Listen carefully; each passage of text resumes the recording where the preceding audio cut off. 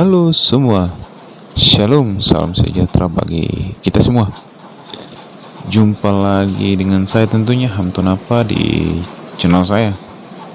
Kali ini saya akan membuat suatu video tentang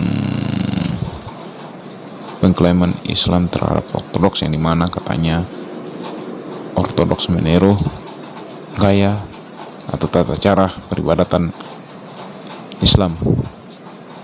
Nah, mari kita langsung saja melihat cuplikannya dan saya akan memperlihatkan cuplikan tersebut. Ini dia. Mengerikan. Lihat video ini. Agama baru yang meniru Islam. Harus baca. Berita gambar dari Indonesia. Agama baru Kristen Ortodok dari Syria dan Lebanon. Gereja seperti masjid. Bila dengar bacaan mereka itu macam alunan ayat Al-Quran. Takut rasanya untuk anak-anak kita, generasi akan datang kalau kurang tauhid, innalillahi wa inna ilaihi raji'un. Musibah mengintai umat Islam. Ada agama baru yang masuk di Indonesia dari Syria dan Lebanon. Agama Kristen yang menyerupai Islam. Namanya Kristen Ortodok Syria atau KOS. Karena mereka sholat, puasa, zakat, gerejanya berbentuk masjid dan lain-lain. Ini informasi untuk kita semua. Demi Islam dan kaum muslimin, cobalah buka segera dan sebarkan ke yang lain sebelum kita diblok. Halo semua, Shalom, selamat sejahtera bagi kita semua. Jumpa lagi tentunya saya di sini. Ini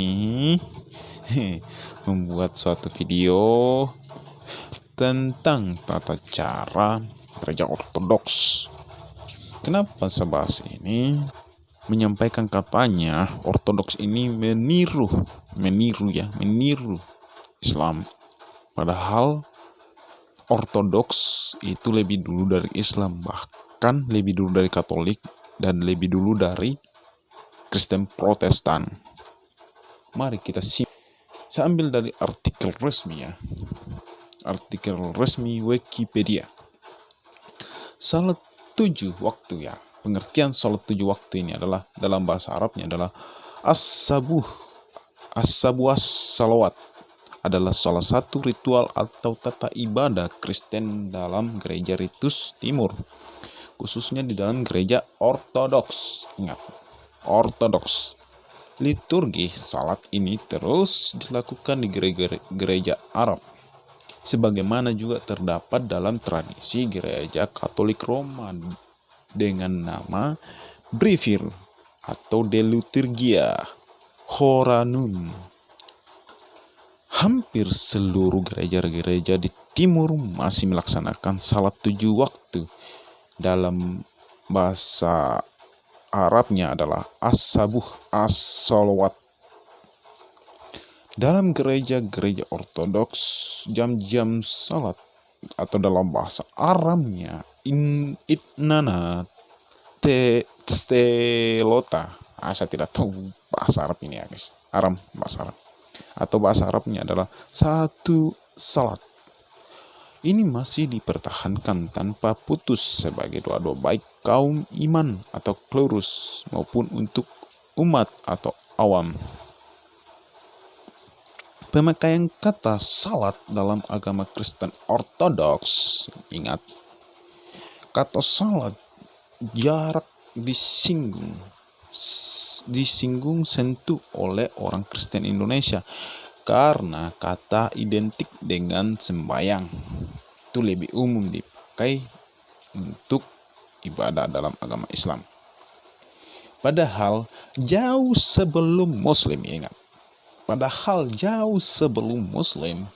menggunakan kata ini, penganut gereja Kristen Ortodoks yang dicatat sudah masuk ke Indonesia sejak abad ke-7 Masehi telah menggunakan kata salat saat menunaikan ibadah.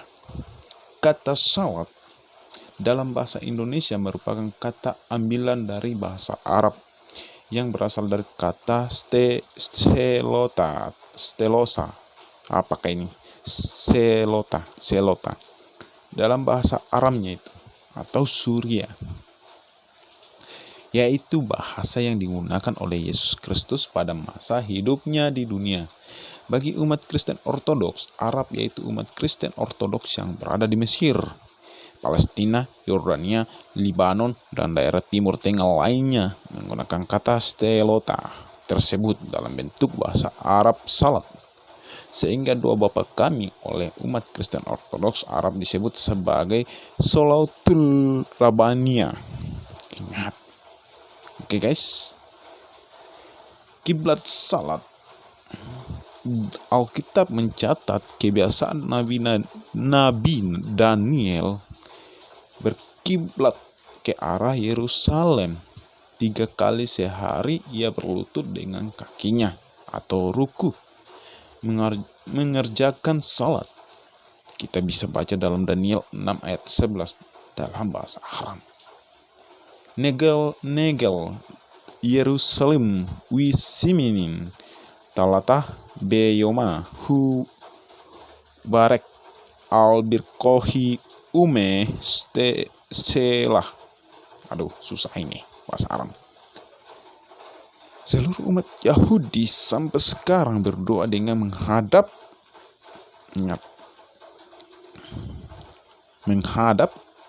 apa? Ke Baitul Maqdis.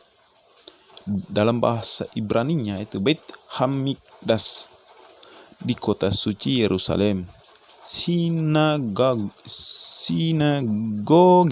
Yahudi di luar tanah suci mempunyai arah kiblat atau bahasa Ibrani Misra ke Yerusalem.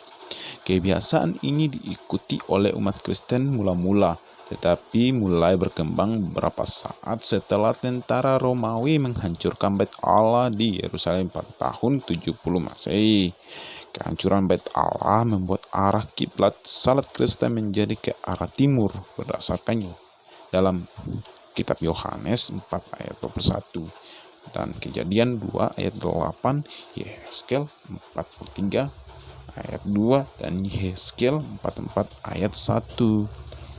Kiblat ibadah ke arah timur ini masih dilestarikan di seluruh gereja timur, baik gereja-gereja Ortodoks yang berhalua Kalsedonia, Yunani, gereja-gereja Ortodoks non-Kalsedonia, maupun minoritas gereja-gereja Nestoria yang masih bertahan di Irak.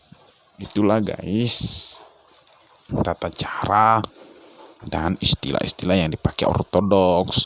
Jadi bagi teman-teman atau masyarakat atau rakyat yang ada di Indonesia, khususnya yang Muslim, jangan sok mengklaim bahwa Ortodoks itu meniru Islam. Jadi ingat guys, Ortodoks lebih dulu dari Katolik, gereja Kristen Protestan, dan Islam terakhir lahir. Jadi kawan-kawan, ingat ya, jangan mengklaim tanpa ada dasar yang kuat.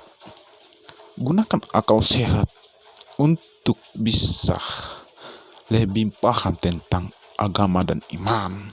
Saya Hamtun apa dalam channel saya undur diri pamit. Shalom, salam sejahtera bagi kita semua. Tuhan Yesus memberkati. Jangan lupa like, subscribe, dan komen. Bagi yang suka, salam akal sehat.